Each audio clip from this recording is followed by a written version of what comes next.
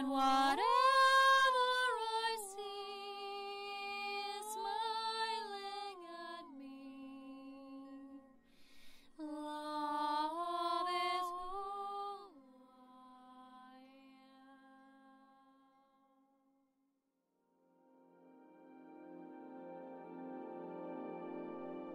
Hello there, beloved Ascension Pioneers, and welcome to this video with me here today. This is a very important subject at this time, so this might be a little longer video. I'm going against all odds today. I've actually made a little roof over my head because it's a rainy day. I wanted to record because it's just, you know, sometimes the natural factors don't always make the sacred space available a certain way, so you gotta work with it, okay? So this will be actually kind of included in today's topic, and I want to share some of my sacred experiences, initiations about today's topic, because they were huge. They were like huge revelations, because as you know, our personal experiences always carry like pockets of energy for us to understand, to go into consciously, to transmute, and then transcend this and move into the next level of something. So today when I created this roof, it's actually with my hammock. I have my hammock over my head and it's raining. And these days when the frequency is like, it's not like this, it's not like that, and it's kind of you know, it's all in the mix. It's like the weather says something, the energy is different, and as you know, this relates to not just the natural changes, but a lot of the changes that are happening in terms of the external manipulation and control of our planet. So today's video will carry messages of both. How are we dealing with that? I want to give you some of my own examples of the late, and how do we really become the keepers of frequency. So as you know, I've shared with you a book called Bringers of the Dawn in the previous video, which is basically one of the most known New Age books, and I've recently reread it, and I'm starting a new one, which is Family of Light, also from Barbara Marciniak. These are like pointers of life and keeping our frequency and everything that makes us a family of light, and the directions how to actually shift from linear to multidimensional living, which is our, you know, main topic. So in the Bringers of the Dawn, they're asking us to become the keepers of frequency, not just renegades, you know, beings of the family of light who are walking our missions, but they really ask us to become keepers of frequency. And when I was going through the book, I actually had a lot of my own experiences that were confirming, and there were like steps to take to embody more and more of that. Not just be aware that everything is frequency, but to basically embody a state of the human, you know, the human embodiment that is new in a way that we navigate whatever happens, whatever comes our way, and that the frequency we emanate from our heart is just so strong that basically it's almost like we have a shield around us. So today, in spite of the circumstances, I wanted to showcase to you through my own embodiment and the living example, because this is what they're saying. You will become conscious living examples for others, because you're going to go through this as pioneers. And I've been doing this for 8 years, as you know, non-stop, just sharing how it is when you break through each layer, when you're cracking the code of manipulation, of distortion, of limited consciousness that was so vastly hijacked in a way on this planet, and creating a new, not just one timeline, but multiple timelines. And this is what we do when we open the gates towards multidimensional consciousness and expression in life. So July was supposed to be more of my retreat month. I wanted to have a vacation, not a vacation to travel or go anywhere, because this is not a topic in my life at this time, or wasn't for years, basically, you know. It wasn't about enjoying, it was about constant mastery and self-delegation and sovereignty. So I wanted to have a little bit of more peaceful time, but in truth, to share with all of you, the times I'm going through are very intense. The energy where I am, it's not peaceful at all. I'm dealing with the kind of things that, to be honest, it's almost like, it feels like living on the edge. And one of my recent conversations and prayers that go out into my family of light was that I can't live like this anymore. I said, this is no longer an example of, you know, to be patient, to transcend this, to master something. That everything like this was paved, it was done. But it felt like this is a matter of my survival, because if we're meant to be keepers of frequency, which means we're holding our vessels at this highest energy point wherever we are. And I've just put that intention out, and we're in this time just before the eclipse. This is a huge threshold of energy embodiment, and this eclipse will be major. especially because the lunation occurs in Aquarius, which is the sign of the precession of the new age that's now in the shift. You know, we're in the final closing chapters, or, you know, revelations of the Piscean age and what it brought us as a collective. So in this book you have a lot about these precessions and what each of them means and how we can embody as opportunities, because there's many opportunities, but humanity doesn't always take the highest opportunity. So we can do that ourselves as individuals, but at the collective it's not always chosen. So there's so much to share today. This might be a very long transmission. You might take it bits and little pieces by pieces, because when I was on this retreat, which I always say I'm going on a retreat, basically it's a hermit state when I withdraw a little more from the social media and people and conversations. I don't go anywhere, but I just turn more inwardly and I observe what's currently presenting to me and to the group, so I can share. But I wasn't really intending to have or do videos, especially this month, but somehow this came out as very strong and very important. So the first thing I want to share with you, yes, that this difficulty I'm currently experiencing is external, and yet the external reflects something that we can push through in our internal state. So the whole overall theme was kind of like in tarot, we have the Seven of Fire, which is you're defending your ground. You're kind of like battling a battleless field. there's no battle, but you're standing against sometimes the invisible forces even. You know, you can see like a man walking through the fire, but at the same time you don't have to be burned by this fire. It's kind of like that metaphor. What I'm talking about, that basically telling you in a nutshell, our whole place where I live, the whole village, has shifted or morphed into a working ground. It's like one big construction site. They're doing several works at once. Every space that used to be a part of my sacred kind of like runaways, you know, that I had these little sacred spaces, it's all kind of gone. There's like nowhere to go. And the energy I was needing to step through was, even in spite of that, finding a sacred space, and it felt like it's closing up on me. So it felt like this cage. And as you know, as a self-master, I had to appoint myself and kind of like delegate in a way, okay, what do I need to do to transcend this? What do I need to see in this situation? Because remember, even the darkness serves the light.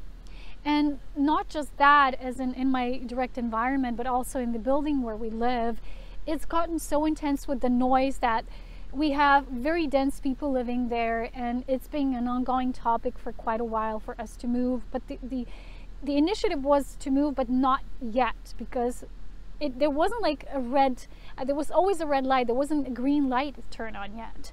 And it was difficult because a part of the mastery is also to let go of the constant, I need to do this to shift, because then you're doing it from a space of running away. So something wasn't yet complete, even though the conditions gotten worse and worse, especially in the last 2 years. It wasn't the same as when we first moved here. And the situation's gotten so intense that there's pounding above my head. Imagine it like every day from morning to night, because the construction is so bad and the people living upstairs are the worst. You know, I don't want to judge at all, but it's just been a terrible situation when I felt like this constant pressure that I have no more peace left externally that would reflect that I would be able to live out my inner peace.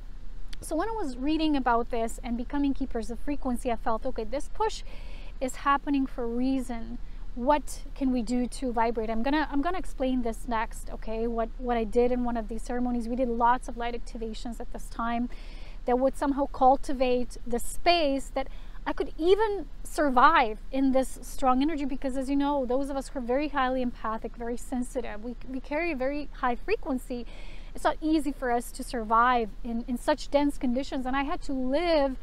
It's not what people think of this environment. Don't think about the environment in the mountains, the village itself, the place, the people. It is so dense here that when I look back now, I'm like, how was I even surviving, you know? And it's gotten worse and worse. It felt like this space is closing up on me. And I know this is a reason, because somehow it's pushing me out of this comfort zone, out of this space, out of this living space. I'm shifting. But at the same time, there was lots to master during this experience. I'm not saying it was easy, because even when we're mastering things, we have an inner child. That's the part of us that lives the earthly experience. And that's the part that says, I'm hurt. I'm no longer happy in these conditions. This doesn't serve me. How am I being served here? I'm getting pounded on my head every day, constantly, 24/7, outside, inside. Where do I even find peace anymore? Where is that space of of resolution, you know, of respite, a retreat, deep retreat, not just going somewhere, but all the time feeling you're running away. To share with you my living situation, I've basically lived outside most of the time. So I don't like my inner space. I always take my bags. I just go, and I try to be, when the weather is good, I can be outside all the time. And it was like this all the time. I have no personal space of my own where I live. It's just basically a space where I sleep and, you know, eat, things like that. But then I always just go out, because I was like a living vessel these few years, and it wasn't anchored. It wasn't like my permanent home, and I always knew that. And I came here to master elements of myself and these messages coming through from spirit that I could share with others. But my human self, the human counterpart, wasn't fulfilled. It really wasn't fulfilled. And the more I got to embrace that and love myself, the more I wanted to speak out and say, I'm not happy with this. This is not enough anymore.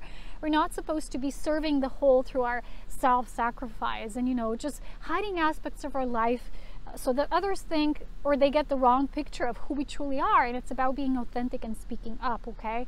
So the first thing I want to share with you, that as this condition started to worsen, we started doing lots of these channeled messages through meditation activation work, because this is the only way the messages from the higher perspectives come. And during the first sessions, when it really got intense, we got the message from Joshua, and he was basically saying that there's not a whole lot of people at this time on the planet who are truly anchoring the light.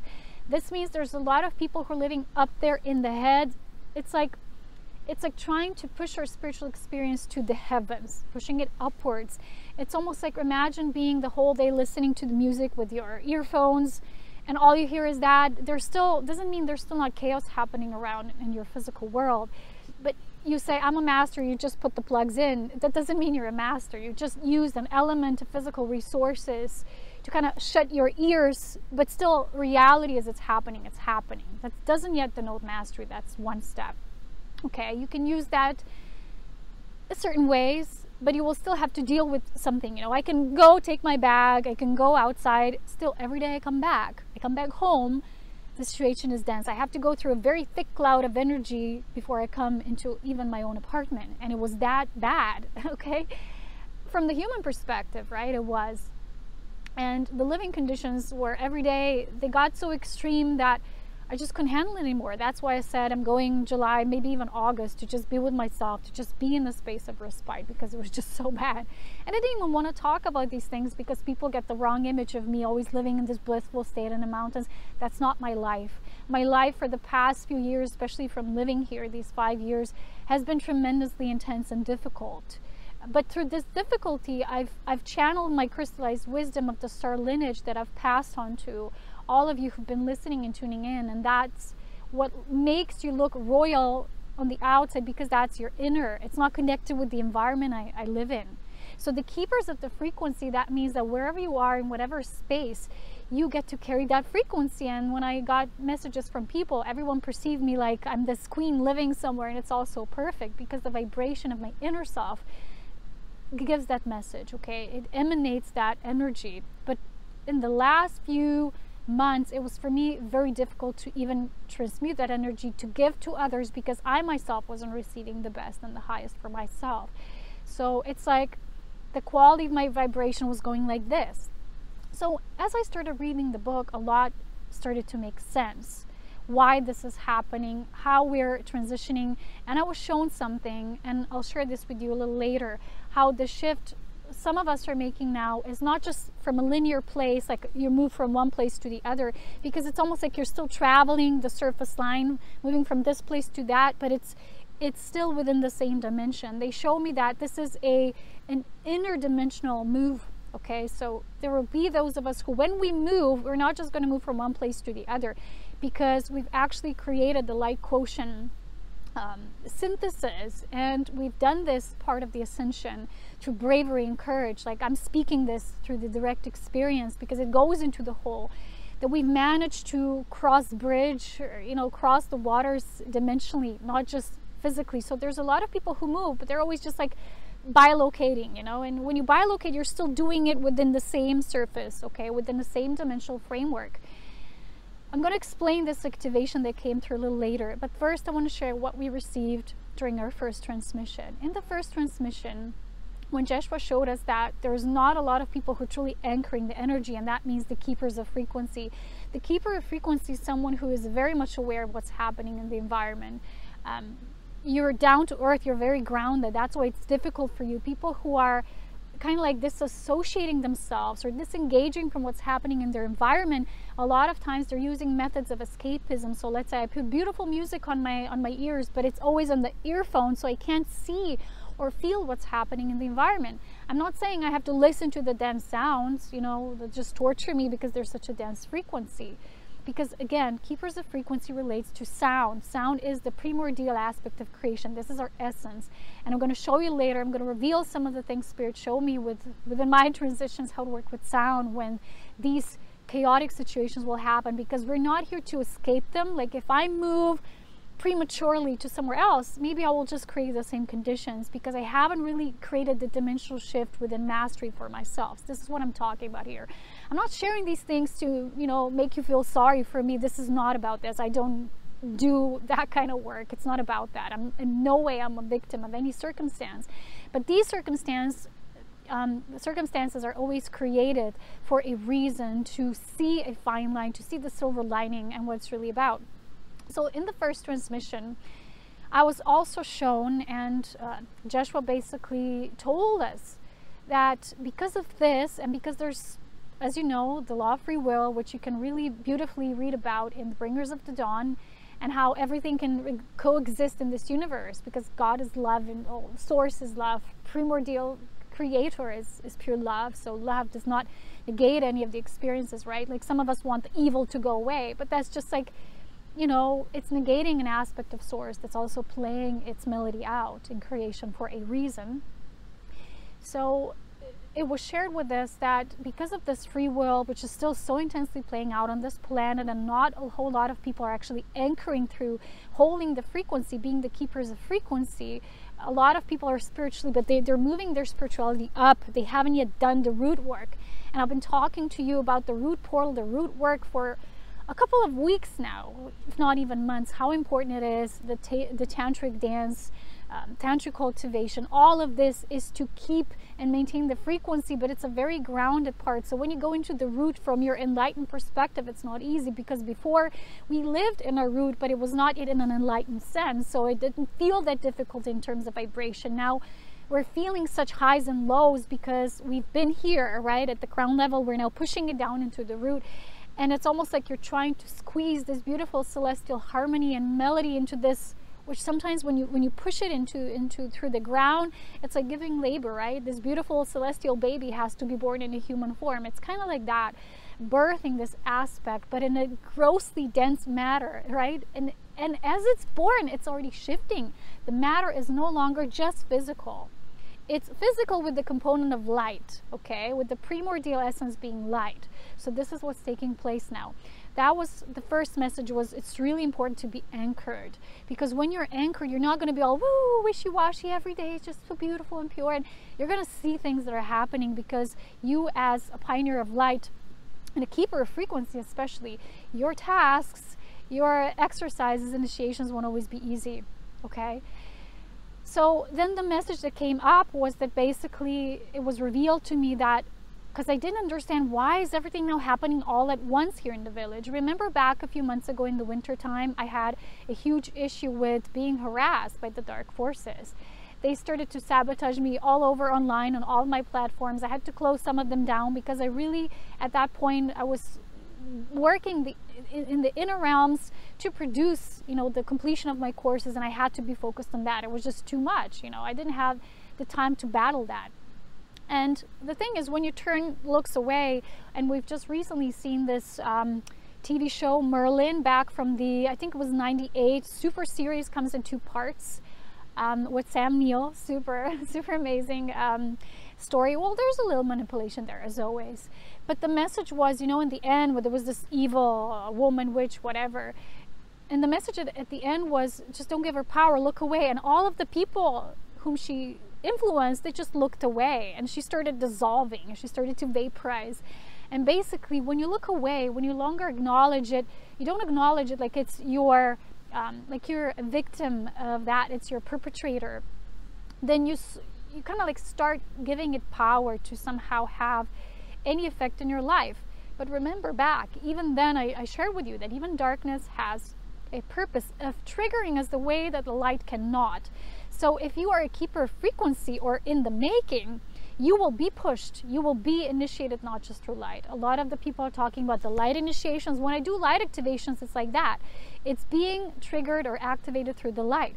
But when we're walking our horizontal journey, we also have to be triggered by the dark. And the dark aspect of us, of the totality of the sum of all parts in the wholeness of our life in creation, it moves us, it stimulates us in a different way that light cannot. And that's why the darkness, especially in this third dimensional plane of existence, it exists in that way in form.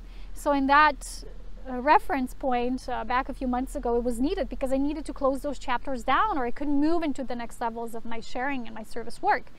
Now what they've shared with me, what Spirit showed me, is that what's happening now, because it's all at once, imagine there's several areas being under construction work, and it's everywhere, and it's like you literally cannot walk from the building towards somewhere in nature without, you know, passing by those heavy dense energies and constructs.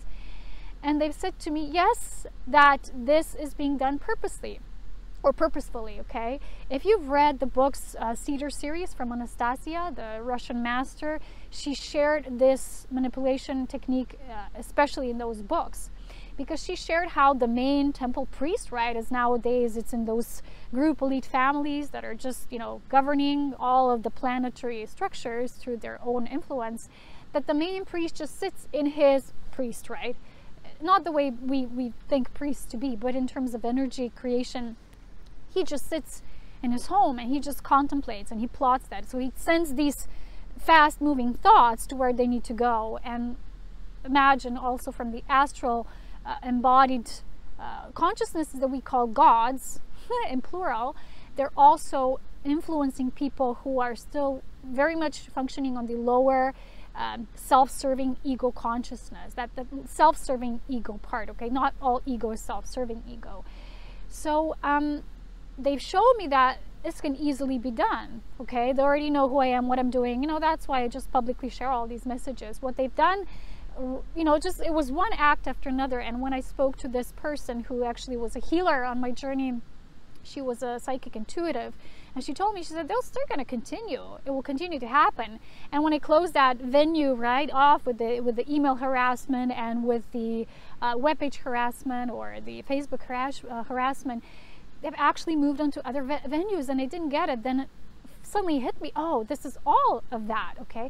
But I didn't feel like a victim. I felt, okay, what is this showing me? Why am I being squeezed like this? And they show me that they always hit the spot towards your most vulnerable aspect. And you know, for me, that's the love of nature, and they've cut down all these trees. And this is how they started to make me feel bad. And they wanted me to descend my life force, okay? To kind of not be so influential that I am. It's not the videos I do in per se, it's the light frequency that I can carry in my body, and I can alter things with it. That's the main work that I do.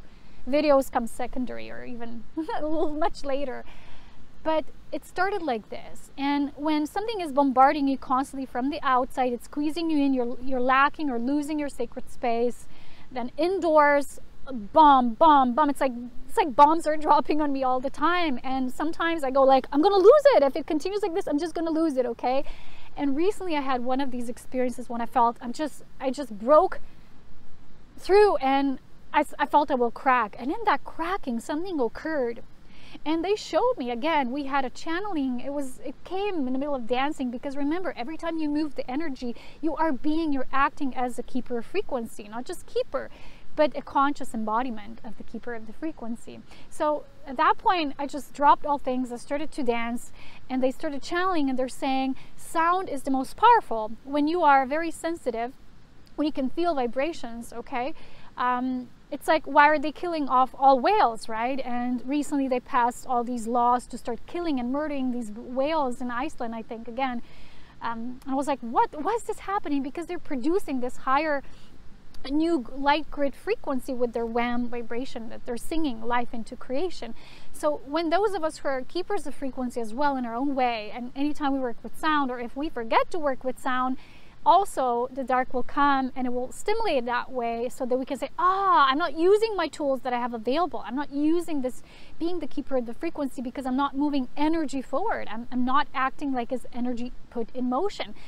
And they showed me that the sound, when they're using this negative or very dense low frequency, which, as you know, there's a lot of unheard frequency that surrounds the planet, and this is the web that entrenched basically the mass mind, okay, to have it think a certain way. And because of the manipulated 2 strands of DNA, people were easily put into that state.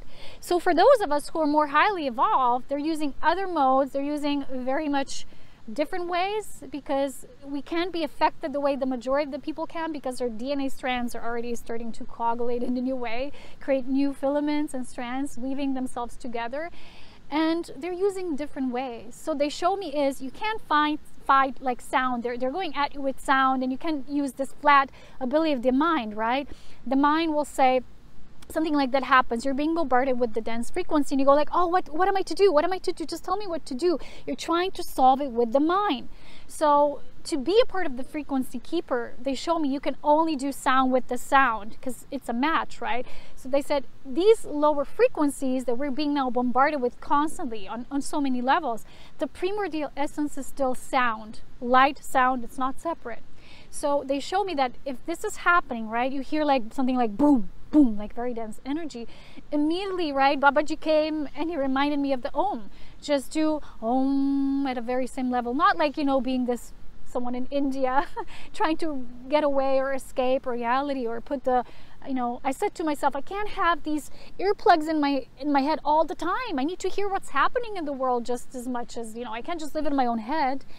And they showed me, yes, when it's sometimes when you feel like it, you can put it in, but it's not, as you know, the ultimate. So the ultimate is working with your own sound, with your own frequency. So when I had that being pushed to the edge, there was one night, it was so intense, and I felt like I need to yell, but it was not a yell out of scream or desperation. It was a very high-pitched yell, almost like someone breaking through the cage and just using your voice. And it was so loud that I felt that afterwards, even though the music was playing, it was like silence, like my vibration just killed all those infectious things out, just killed them off, sorry.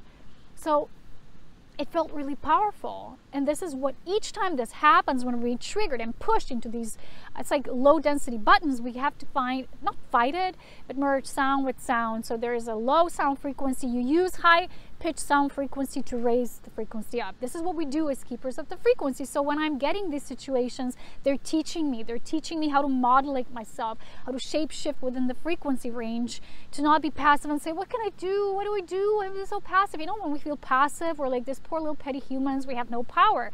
We all have in our ancestral DNA lineage a part of us that still feels that, even though we might have lots of gifts, we're not always using them, we're not always utilizing them in the moment. Okay, so remember that evening I wanted to do this sacred dance, have a tantric evening, all of that, but this came in the way, and it agitated me, and it made me so frustrated that all I had to do in that moment is, instead of having this evening planned out, drop everything I was doing in that moment and just go and just have that dance, have that voice expression. I would instantly shift it.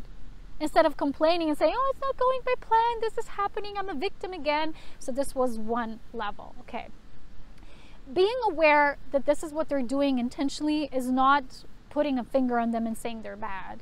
Like I said, in a way, they're serving us to become more powerful masters, because when you become conscious of it, the half of the problem goes away anyway. The second half we do with frequency alteration, like I'm sharing with you now, okay? Well, after that, I remember I went on a 2-day retreat. It was in Austria by these lakes. I went there. I had another experience that was very interesting. Someone invited me, and we went to this very still place. It was like this fancy hotel, something by the lake, all beautiful. It was so peaceful. And for 2 days in my own world, I was just observing the surroundings and the creation of how that feels like.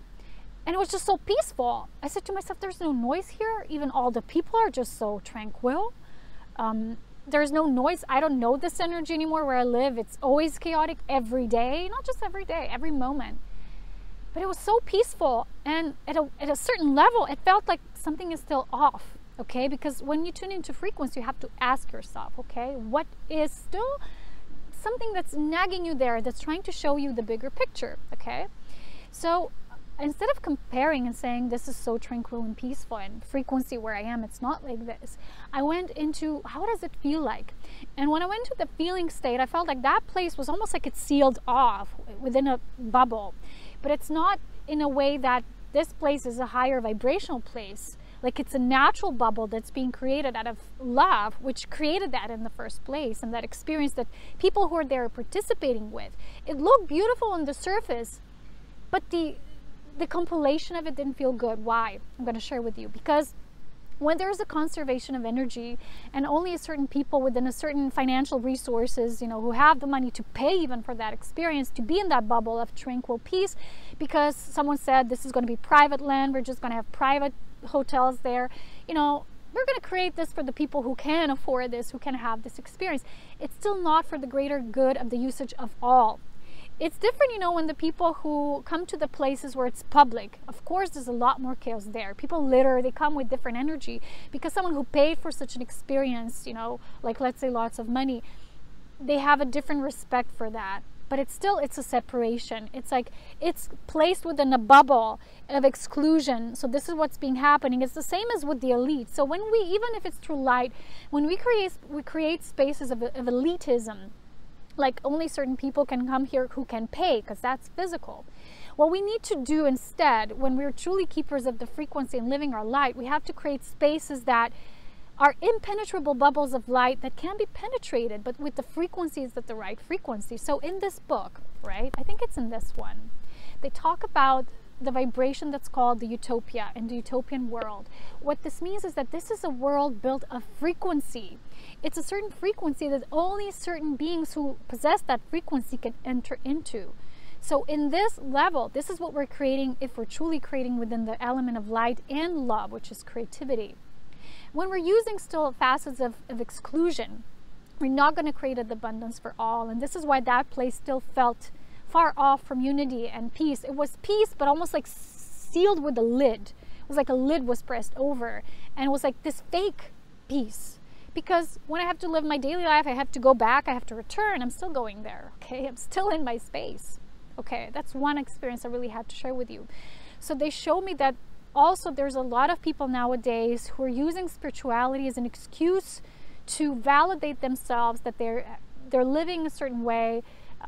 A lot of people with a lot of money are now paying for these spiritual workshops, retreats, and it's just like a lot of money fluctuating from one space to the other so that people can self-validate. And it's just going from the system monetary, you know, way of being towards this. But it's like the money remains within a certain group, or the exchange remains within a certain group. What we want to do instead of doing that is an exchange happening between people who are merging or melding together because of the frequency exchange, which is an equal rate, balanced and harmonious state. So how do we do that? Okay, when I came home, I had a few initiations again, and this was when the light activation started pouring through about this dimensional shift. We came here, exactly this place, and you won't believe it, but here I saw this big snake. It lives here actually, because the next time I came here, we did another activation. I saw the snake right afterwards. It was the same snake, because obviously the little buddy lives here, and it was such a strong animal totem. And for the first time in my life, not just knowing about it, but I actually moved into the totem of the animal. And this is what I was learning to, or reactivating with Barbara Hand Clow's books, because she talks so much about the animal world being this keepers of frequency on this planet. Animals are doing that naturally, but the humans have suppressed this as their natural birthright because of this mass densifying and manipulation. So we came here, and it was right after that experience of intense density, and I was asking myself, what is this all about? Okay, can we see the bigger picture? Okay, what took place was that was this really long channeling, which right now I probably won't remember everything, but it was about this shift. The question was, why is it taking so long, and why am I not supposed to move? Like, we can do that, we can just sell this and move somewhere else.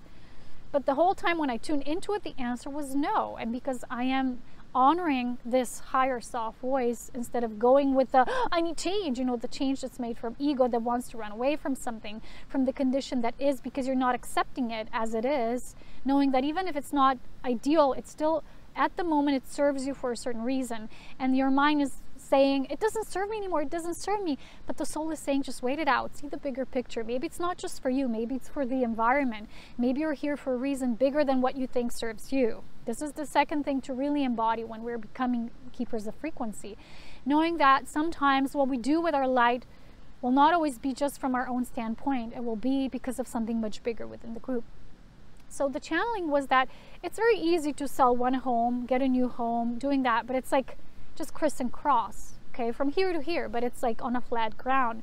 They said what we're doing is we're moving from here to a new level of embodiment. So it's like this interdimensional shift. So when you create this new dimension space, this framework within yourself, this is when the outside world within this harmonious way will harmonize with it. But we don't always know and oversee this process as to when and how this will be happening. They said we are pioneers in this, and they show me that the way I'm doing it as an example to showcase this to others. Because I know a lot of people move to very fancy homes and houses because they create physical tools and money, and that's what they do. But when I tune into what I really want, what I truly want, it wasn't like I want to live here on a map, you know, let's say another country. It was more like, no, it was the feeling state. Because you can come anywhere and these things can happen, right? They can follow you. They can say, okay, we're going to send thoughts to these people, that environment, and everywhere I go, right? All the villages get, you know, wrecked, wrecking havoc just because of me, right? And I feel like, oh my God, I'm bringing this because this is following me, you know. It's not about that, okay? It's creating a new state, like this new reference point within our inner harmonious state, that will get us to move whatever we're doing in this next step. And this is what this eclipse point really holds for us. That's why it's in Aquarius. It's so strong. And it holds this moving, it's like a dimensional move. Even when it's physical, it's going to be created out of a dimensional shift. And this is why, for those of us who are doing it out of the life force mastery, it takes a different while, and it's done through a different process than just saying, I'm going to sell this and move somewhere else. Because this might just be happening again and again, because you're still existing within the same framework. You're just changing the distance or location point, you know, like in the case of actual bilocation. But it's not done vibrationally or frequency-wise.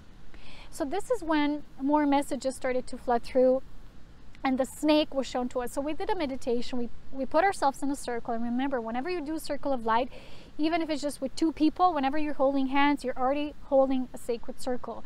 Within a sacred circle, light will travel through much faster. The column of white light, or what they call the pillar, or I call it the white ascension pillar, it will have like a multiplied way of coming through, and that's when I really start to channel. Sometimes I just need to hold hands with my mother and it's already so strong. It's different when I'm just sitting alone. So we are actually putting that relationship, you're relating, you're receiving, and you're giving, and then you start to channel. And sometimes I'm asking questions, she is responding. Sometimes I'm the one that's automatically starting to channel what that is received. It's a really beautiful infinity space transmission when we do those things. So when we did the transmission, after seeing the snake for the first time, we sat here, and what happened was, first thing I saw was fire. And the snake, as you know, represents a life force. Kundalini, it represents also ancestral healing. But for me, most importantly, it represents the spiral of life. That Kundalini Shakti, the sacred feminine principle of life, that freedom, that liberation, that you can go anywhere. Because when you move along with the spiral, and again, read the Bringers of the Dawn, because it talks about different geometrical forms. And one of them is also the embodiment of the spiral and what it creates for us. So when I saw the fire, I saw the snake as the serpent of light. She started to move through the fire. When she was in the fire, she was still physical. Then she started being, when she was weaving her, you know, like this, when I actually seen the snake right there. She went like this into the bush, and she was just so friendly. These snakes are so friendly. They're just like, okay, sorry, I'm just moving, you know. So in the vision, I actually felt like I became one with this totem. The totem is a frequency that when you meld your consciousness with it, you become it. This is what the shamans use in a way of shape-shifting and creating a different reality, like shape-shifting, morphing from one reality to the other. What I was shown is the snake was weaving its path upwards. At a certain point, the snake kind of hit the wall, but the wall wasn't physical. The wall was of a certain frequency. And what I saw in my inner vision was that this was almost like the wall they were feeling. So these dense stimulatives like construction work, you know, it's not just my example. A lot of people have been telling me that where they are, it's also one construction work after the other that's constant poking into our planet that's happening now at this time. This is just a representative of this grid, which now it really wants to dissolve, but it's there. It's been placed there for a reason. One of these reasons is, imagine if you're not susceptible in a way, in harmony with what's there behind the veil, it might burn you. Okay, it's almost like if the sun's too strong, you haven't gone out in the sun at spring. When you come out at first time in the summer, you know, in July months, you're burned. It's too strong. You didn't adapt to it. So the first thing, the snake was like, she hit a wall and she stood there for a while. She was in non-motion, not movement. This is when we, in our own reality, we feel this phase as a phase of waiting or being in a stasis. And it's almost like you're in hibernation. You're still creating. You're still like vibrating, right? The snake still breathes and pulsates, but it was like the wall was hit. It was an energetic wall. We were shown that even this net, it exists for a reason. And the moment the snake embraced this, she embraced the purpose of that, because it holds a purpose just like anything else does. Even when we say the construction work, this and that, when you embrace that every single thing has purpose, even that which we say, where I am in frequency, where I am in vibration, it doesn't serve me. Yes. But when you become a serpent, right, you become one with all life, and you can move with the greater compassion that it's not just you and your own standpoint, but you move into this state. And this is what compassion is. It's not just your own perspective. It's an experience. And yes, it matters. You do matter, your well-being, your happiness. But from a greater perspective, sometimes those of us who are here to shift realities and timelines into a multidimensional way of being, we're going to have to go through these things. We're going to have to go through dark initiations just as the initiations of the light. And in my life, this was always the case. I had a beautiful activation in the light. Second thing, this happens again. It's like, oh, always like this. Light density, light density. So these steps of the way are actually what causes the serpent to move up. Otherwise, there's no upward movement. So it's like the natural blending of where the light and dark meet creates this movement. And this is what's happening in these lower density worlds. This is how the law of functionality operates. This is how creation weaves itself into life on these planes of being. So imagine that story. I think I shared it with you once. It was in Saint Germain's books, and he says, me as Germain, this master, I was once trapped in a crystal and I couldn't get out for thousands of years. You know, that may be archetypal, I don't know. But the point being was, he said, the moment I realized I'm not trapped, I'm just here. I'm just here. He broke free. Because the moment he realized there is no entrapment, he's not trapped, it dissolved and he was free. Okay, so this was very similar. The moment you see that even that serves a purpose, that everything does, that you're always held, instead of thinking, my family of light has gone against me. Why do they send me to this reality in this way? You know, I'm this beautiful royal being here only to serve, and this is what I get. You know, this is how sometimes we feel, and it's normal. It's our human divine child counterpart that feels this way. It feels not always supported and sometimes even downright neglected. But when we do these activations of the light, it will show us this bigger picture. So in this vision, when there was enough of the light quotient that poured through the beautiful serpent, it was almost like the serpent, in its own awareness of this, the serpent started to dissolve the grid. So the metaphor is that as much as the light beings, those of us who are light beings here as humans, that we have this awareness now, that we can move this into being not just light workers. Sorry, it doesn't work anymore. You have to operate at the level of the sound, core frequency. This is your vibration. Tuning yourself in, morphing every day, adjusting, multiplying, rearranging. It's all that. And this is why now we have the strong eclipse, and at the same time Mercury going retrograde just as well. And Mars, I think, retrograde, because there's not so much physical activity, so that we can be learning to stimulate within the self, inner planes. So what happened is, when enough of us realizes it and we become the embodiment, this total fusion with the grid, with total acceptance and love, knowing its purpose, not like we're hitting a wall, we want to go forward, we want to, we want to push through, we want to be in another dimension. Then this love starts to create this new opening. And what I saw when this opening was created, the snake itself, she didn't actually break. She didn't break through the energetic wall, even though it started to dissolve. The snake itself, if you imagine the serpent like shedding its skin, she started to shed its skin. I'm saying she, but you can call it whatever. No gender here applied. So she started to shed her skin, and at that point the skin created like a tunnel. And when she moved through her own tunnel. She became the tunnel. She became the gateway of this interdimensional shift. So when we're being told about wormholes, how are they created? Oh, they exist. You know, when the universe popped, there were just these gates and they exist. So you just have to travel and locate them so you can move. Time jumpers, things like that. They're also, I think, mentioned here in this book, these things. But we're creating them through consciousness. They were created. All these wormholes, the sacred spaces, the gates that these, let's say, higher evolved beings are using because they were the ones who were co-creating them in the vastness of time and space.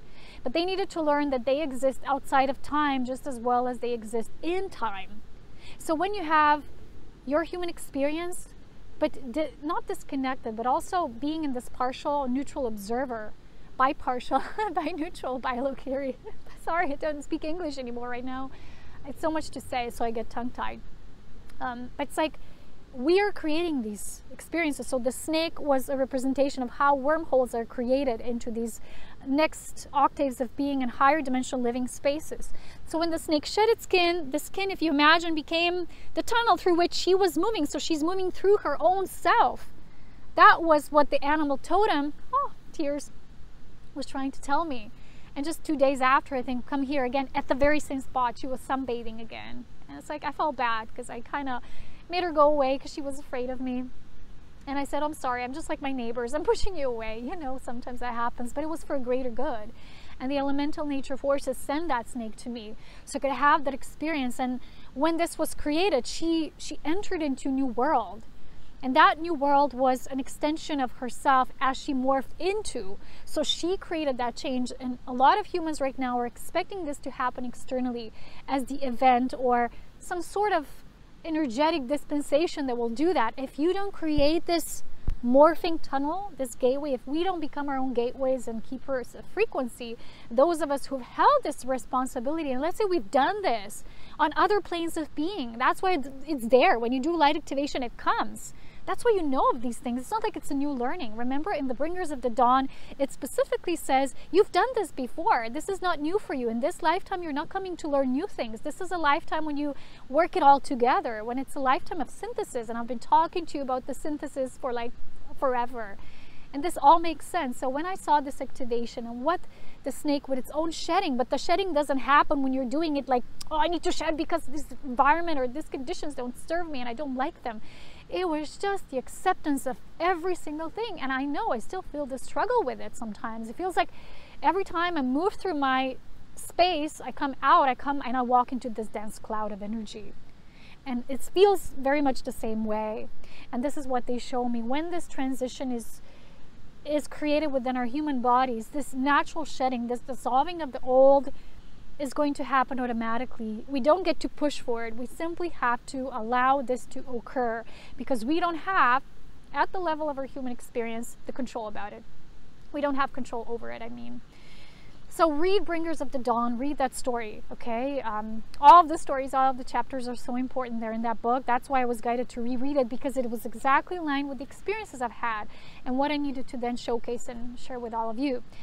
One more experience I had, it was very funny because right after those 2 days in Austria by that bubble, fake bubble lake, it was beautiful, but it felt trapped. The energy felt like there's no movement, okay? That was.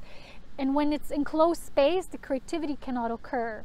So it's like you can have the most beautiful items, right? It was all of this beautiful food and sauna and all this work and the buildings, but it felt like, what is all this anyway? The energy felt like it didn't feel creative. I didn't feel creative when I was in that space.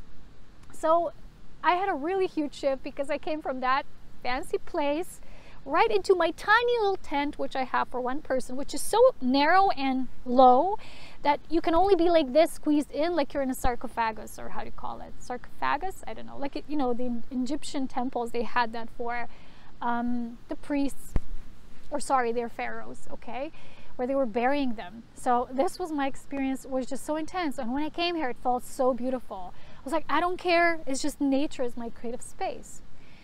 And I spent the night, and it was a beautiful night. I had a really good sleep. The next day, the weather didn't exactly go as was planned. What happened? I had my tent.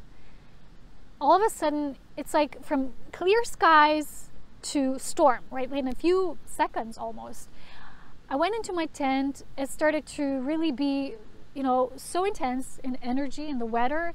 There was such thunder and lightning. Imagine it being, it was like a narrow mountain valley, like a gorge. And it was, imagine, it was so intensified. Imagine the sound of the thunder in the middle of those mountain walls. It's intense. And I was there lying in this tiny little tent on the ground, like I'm in a sarcophagus, if I'm saying it right. I still don't know. Sorry. No pun intended here. I was there. I couldn't move. I couldn't go anywhere. It was pouring too much. I felt I'm trapped. And this is when I actually became the embodiment of the lightning, the thunder.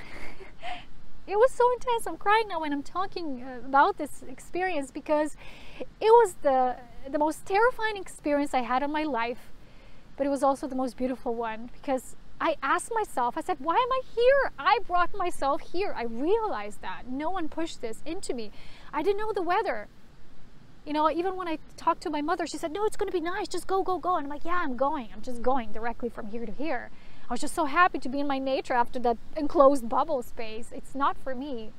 And then I came there, I just lighted the tent, and I knew I got myself into this experience.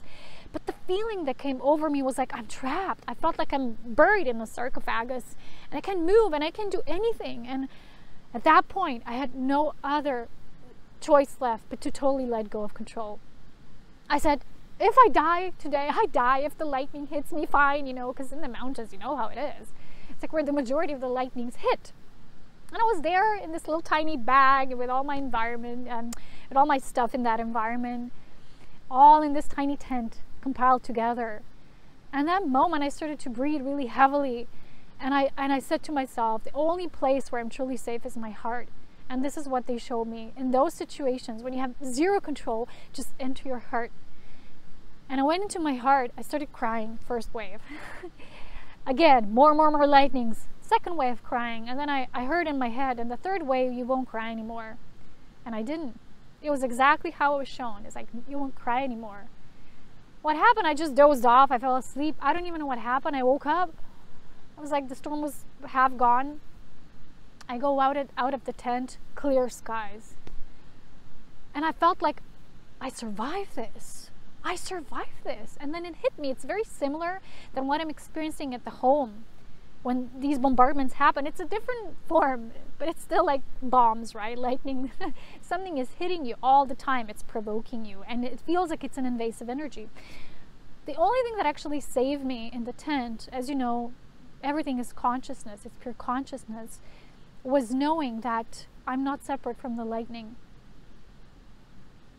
It was really intense, I have to tell you. I have tears when I think about it, because I've had lots of camping in the wilderness like this, myself, just me, no one. These were huge initiations in my life. As you know, I've shared with you, I've slept with the foxes, not literally, but they were around me playing. I was only in the sleeping bag, no tent. I had everything. I was wet. I had to locate, go here, go there. I didn't have really peaceful time. My holiday was never like a holiday, right? Like this. It was just one smackdown after the other. And it was I chose it. I chose it for a reason, so that I could honor and embody the master within me, the vibrational master, not just thinking master. This is not the master that can handle all of it. Just thoughts. Thoughts are powerful. They create, yes. But in the physical, when we're moving energy, we have to go beyond just thoughts. Okay, and this is where the feelings come in. This is the heart, and the heart, the crown, the heart, and the portal are the three-folded divine human embodiment system of light that is now being anchored on this planet. And the guidance was, when there's no place left to go, and a lot of us in these times to come, we were here, we were there, we were seeding all this energy, moving here, being active. I know for 8 years, all I've been doing is being of service to others. I wasn't serving myself that much. So they told me, you were so much active, you were too much living outside of yourself. Now you came into the sarcophagus mode when there was nowhere left to go but in your heart, so that you can embody what it means to have your only home, which can never be taken from you. And that's when they said, spirit, a family of light, whatever, the voice of wisdom, the infinite wisdom of light, of love, said, when there is nowhere else to go, the heart is the only place. Enter your heart, be with the presence, and then recognize the frequency. And when I was lying in that tiny little tent, and it was all wet around me, it was like not a good tent. It's not meant for, you know, it's just for dry weather. And I really felt the whole time, I think I was saying, I am the lightning, I am thunder. That's what I was repeating, and it just got me to doze off at a certain point. I think I just entered a different altered state. And the funny thing is, I come home and I speak to my mother. She said, you know, on that day, a whole family was hit by lightning somewhere by this lake we have here. You know, the castle lake I sometimes show in my pictures. I'm like, what? She said, yeah, they kind of all survived. They barely could save a little girl that was there. It was a pregnant woman, I think a few children and a husband, and there was also other ones around. But there, I think the family was most in the center where it hit them, and they all survived. And you know, there's many people who survived lightnings. They survived the shock. You have to have good, you know, help, assistance coming in right away as much as possible. Same to say snake bites, right? It's very similar. If you have good help, you survive it all. It's not like it's automatically lethal, but deadly. So the funny thing was, like, they, you know how it happens, they went and they were with the trees, and this is where usually lightning hits. You know, we have this weird mentality, and when we're doing things out of fear, we're not connected to nature. And when you surrender, what happens is you are a vessel. That's the difference. That's what they show me. When we're in control, we're gripping on to the density, and the density of the lightning does hit you. The lightning cannot go through. It's almost like, you know, if you wear shoes like this, right? What do they have? They have rubber. And if you find yourself in any of these situations, I know this is not a like a save your life kind of video, but just saying, you know, if some of you find yourself in these situations, put off your shoes. And the main instructions from, you know, people who say they're experts in this, say just go, if you're in the middle of the mountains, go in the middle of the mountains, do like this, and you're safe. It's not going to hit you out there in the open. But I add to that, put the shoes off, because if something does happen, you have to be a vessel. It has to move through you so it doesn't create any permanent damage in your body. So the lighter a frequency, the less damage there would be, of course. But I'm saying this in relation to when we keep the frequency, when we're in harmony with nature, when we trust, nature does not work against us. That's the first thing. And because we still have primal fears, and one of my primal fears that I've somehow inherited through the ancestral lineage is a fear of these lightnings when I'm in the outdoor spaces like this. So doing this as initiation helped me to liberate the voice that sometimes says, that's all vibrational work. The voice that sometimes says, I want to cry. The voice that says, I want to scream. Ah, you just scream in that moment. The voice that says, I want to sing a beautiful song. You know, even the voice that sometimes wants to say a curse word in that moment, that's okay. You're allowed, you're human. But feel the vibration that's being carried with that transmission, because when we realize that every single thing is a transmission, this is when we actually anchored the true responsibility of what it means to be the keeper of frequency, so that anything we emanate from now on becomes conscious. It becomes a conscious expression. So even when you feel like you're being bombarded through others, maybe it's a gift. It's a message saying you're not using your voice enough. Go there, dance, sing, you know, this. See how the frequency shifts so fast when you use that, instead of going, what can I do? I'm so poor. I don't want to live like this anymore. It rhymes, right?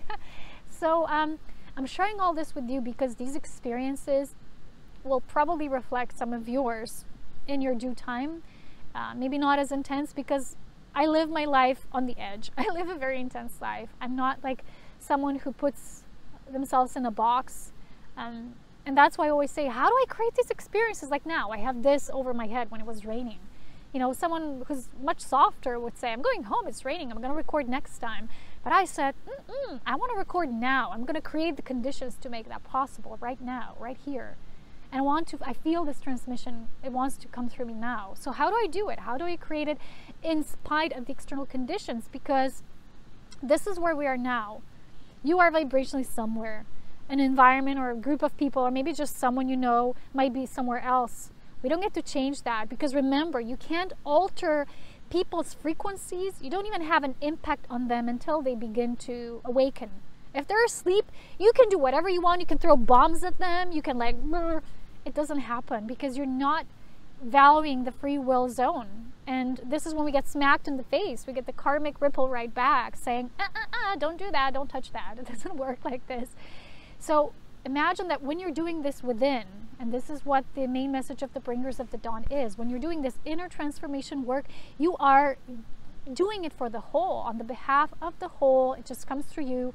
And when we're living as a vessel consciously, it's different than, you know, people what they're doing now with all this spiritualism. It's becoming so popular now, and again, sometimes these things are available only with people with certain amounts of money, like these retreat places.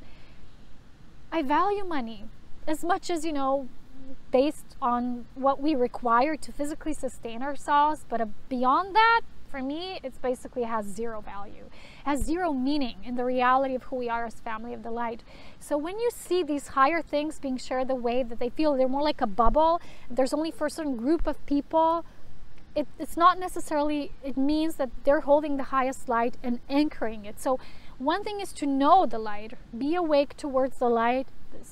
The different thing, totally different, is to actually anchor that light.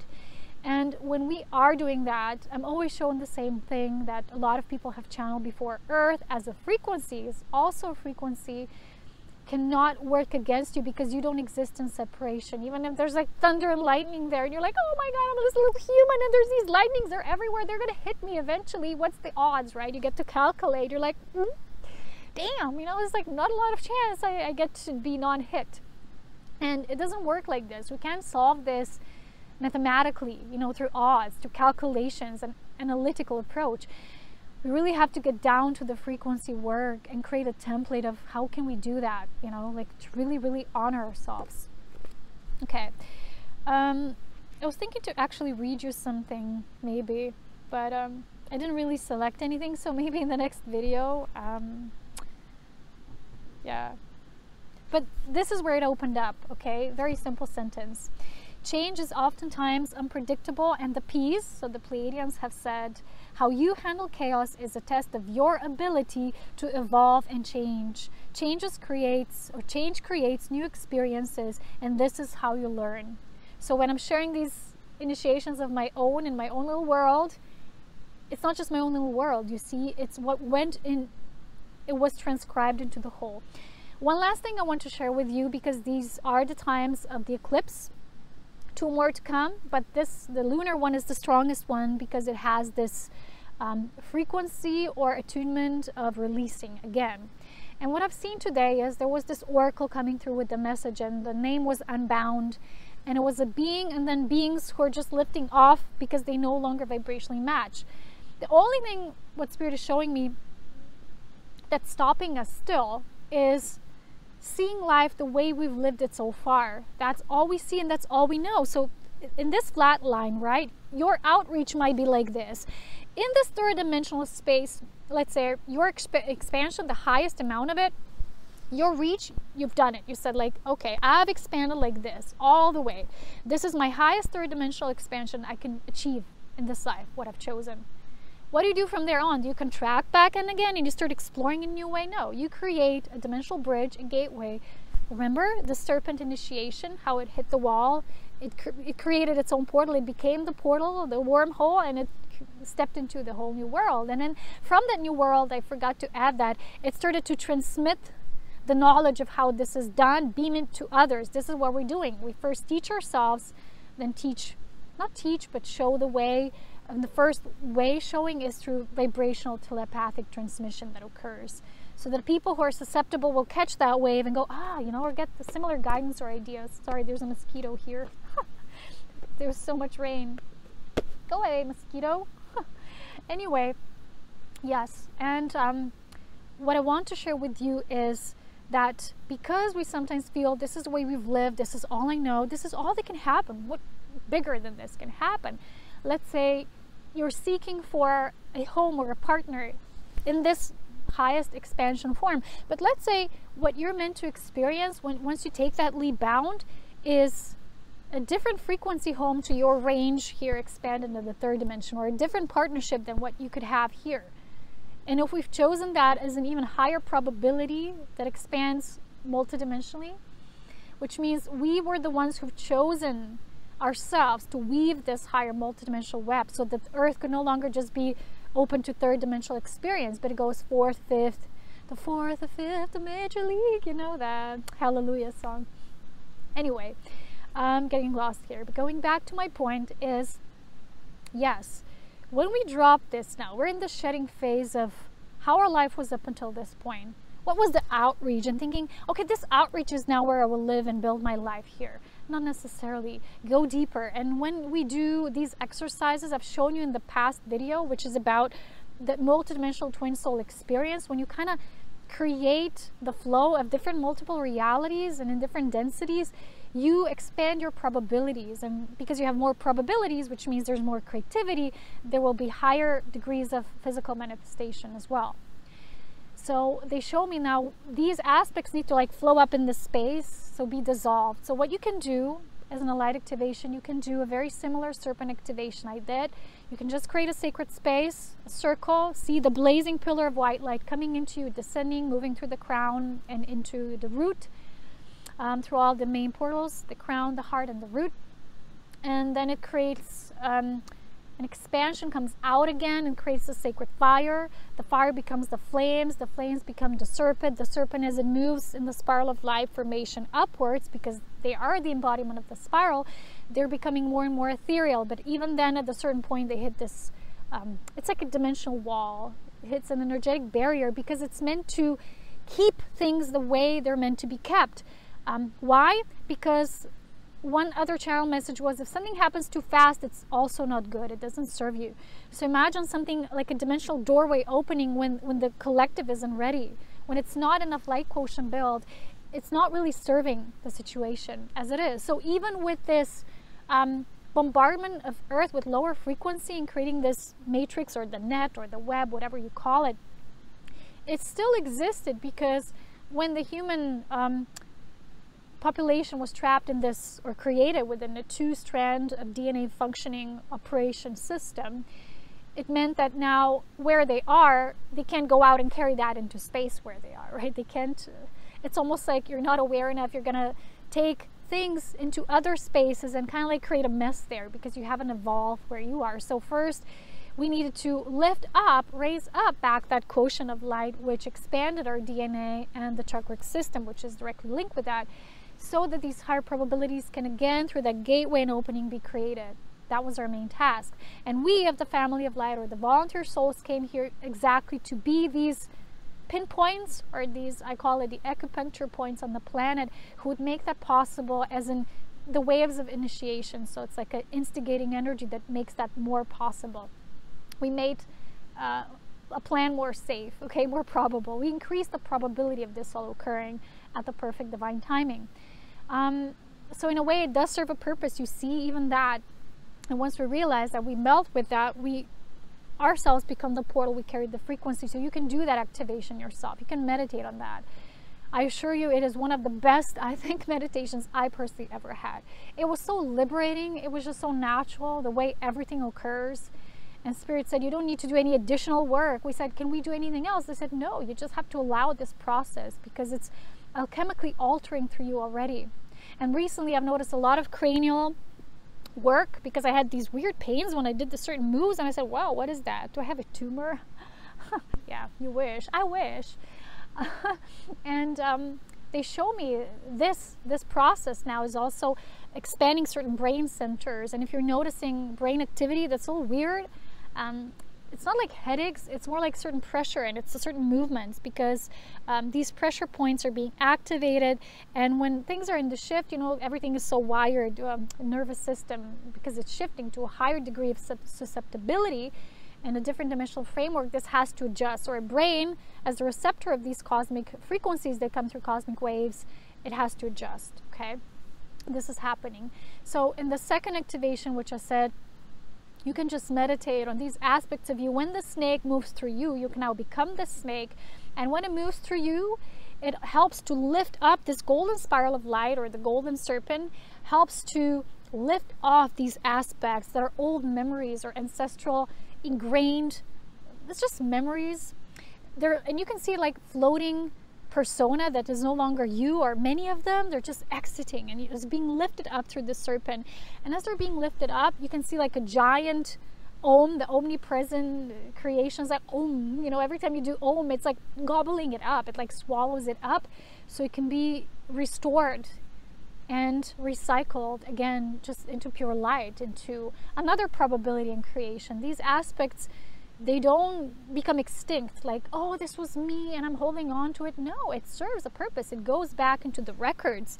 So when you release it, you don't release it in a way that, oh, why do I have to live those stories out anyway? Now they're being released. What's the point? When they're released, they go into the whole. And this is what this Om, the omnipresence, represents. So when you work with sound, you will start seeing the bigger picture. You'll get more clarity. You will start to work with frequency more. You're going to get more motivated. You know, it's, for me right now, where I am, I have to tell you, it's a little bit of everything.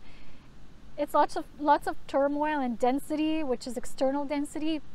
And then how do I respond in it from my inner purity and light? It's like, sometimes it feels like it's two worlds. And it's like, how do I manage this? You know, this purity existing in this, like this energetic barrier, right?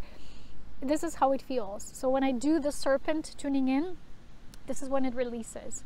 And when the serpent draws these aspects up that are no longer the true me, the true self, that is now ready to be born and shift interdimensionally, then things shift. So you can use that and see them going back into the great Om, or the, you can call it the grand central sun, you can call it the spiral of life, the core of the galaxy or galaxies, okay, the core of all the multiverses. And you can just feel it's infusing, it's bringing what it was back into the whole, but you are in your physical experience birthing something new, becoming something new, validating or sealing here something new. And as much as it's an inward experience, it's also something you want to have as rock solid for the now before the next leap jump. And this is what we're going to do. This is the point I'm being shown where we start to take these dimensional leap jumps. So even if it's an event, we say, ooh, the solar sneeze event, it's just the external trigger if a collective chooses it, that is required for the next phase, but it's not the ultimate in itself. The ultimate experience in itself is the unique experience we each have, our own, as, you know, masters of the self. And that's what they show me. These steps we were moving through now, or wherever you are, you know, for me, it's how it feels like. There's a synthesis now. It's all just coming into wrap. It's like in its own being swallowed back into the whole. They said, but this is the next point. This is where it actually gets interesting. This was the cultivation of enough light quotient, so this could become even possible. But when this starts to hit the mark, hit the spot, and it's ready, it's not like it's going to be one experience, okay, now it is, now I'm safe. No, it's still going to be challenges. There's going to be lots of mini dimensional shifts, and that's why I really recommend you to do these multidimensional exercises to just expand your consciousness to what's possible. Because remember, your inner planes, your inner spiritual wisdom and knowing will be aligned and harmonized with the outer planes, with the external world. So our first mastery is within, doing these exercises, getting really devoted. You know, I used to be like a slow reader, and I lacked focus because I had so much work and these messages and these people and that. Now in July, I said, no, I'm retreating. And I read one book really fast, which usually for me, I read it like for the whole month, you know. And yesterday I said, I'm going to read this 2 chapters. And I did, because I worked with the intent. I said, I want to read them, not like from the ego saying, oh, I really have to read it fast, you know, because I will miss something. No, that's ego. But I work with the intentions and saying, I really would love to read 2 chapters today. I would really love to know what's in there. And that love brings the experience, and it cultivates it, okay? And it seals it off. When it's not meant to be, we have to also learn to relax and unwind. Let's say you have an intention of reading this book, but something keeps pulling you. Sometimes it's meant like this. Just feel into it when it's a distraction or when it's something purposeful, because your energy wants to be moved a different way. We move energy in so many different ways, you know. When you're reading a book, you're moving energy and you're mentally shifting, but then your body also wants to dance it out and wants to speak it out in your voice, and all these aspects. So don't just think like when you're going to read one book like that, it's enough and the expansion happens in the mind. Simultaneously, yes, you're shifting frequency, but when the sealing work is happening, you have to kind of, it's like that song, Shake It Out, right? Or Shake It Off, something like that. Shake it up, shake it off. I don't know, there's a song, and it really feels like, yes, you know, I have to shake it off, because this is when we literally move the energy in the body. The body work, and that's why I'm calling it the spiral body work, is the most important at this time for those of you who are truly here anchoring light. And like Jesua said, there's not a lot of people doing that now yet. So he said, really, really advised to share this with the rest of the people. So they're not just going to go into the light. It's not about going into the light. This mission where we're now is about anchoring the light. And remember, again, I'll say it again, we have only the mission as together. No one as a separate identity or entity has a mission. We have our different purposes, but the mission is the part of the group. It's a part of the collective, and it's written within the divine plan, and no one specific man or person or woman has it, but together we have it. And that's why those of us who are sharing this with the group, with the rest of the world, like they're saying it here, do it first and share it with the others, because even though you can expand in the light, if you keep it in the secret, it's just as much as the imitation of the elite who keep their knowledge and, you know, in the secret. That's the dark. Dark operates within the secret. Light operates within truth, and everything shared with the whole, with all, so that all who encounter a certain part of the information can be informed and use it in the way that they're currently feeling ready for. Yes, but it stopped to rain, by the way, so we've shifted some energy. Recommend this just as much as Bringers of the Dawn. I think all of her works are super cool. There's much more to share. You know, there's always more in my world. But let's leave that, sorry, for another transmission, for another video. I don't know when, because still, it's intense. I have so much inner work to do now to keep the frequency. And this is the part that requires a lot of courage, so much devotion that, you know, the devotion is not just you're devoted to this, sharing these messages. This is one part of devotion. But the biggest attainment, like I said, the biggest devotion is to really not allow yourself to drop in frequency no matter what. Because when you allow yourself to be brought down in any way, okay, sometimes it happens, but then we shift it back up. We raise it back up. We shake it off. And this is the main purpose and why we're here. And I hope that was clear. I hope you liked my sharing. Sorry, there was some tears. It was just really beautiful for me, and I get into the feeling side of life, which is beautiful. I invite you to do the same. As always, with so much love, wisdom, and power. Take care wherever you are. You can always send me feedback on Instagram. This is where I'm mostly focused in terms of social media. Otherwise, not so much at this time.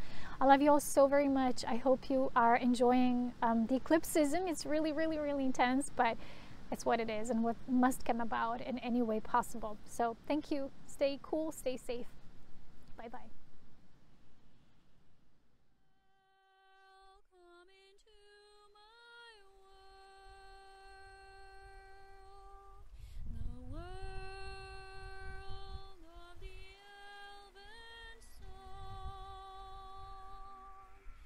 Magical.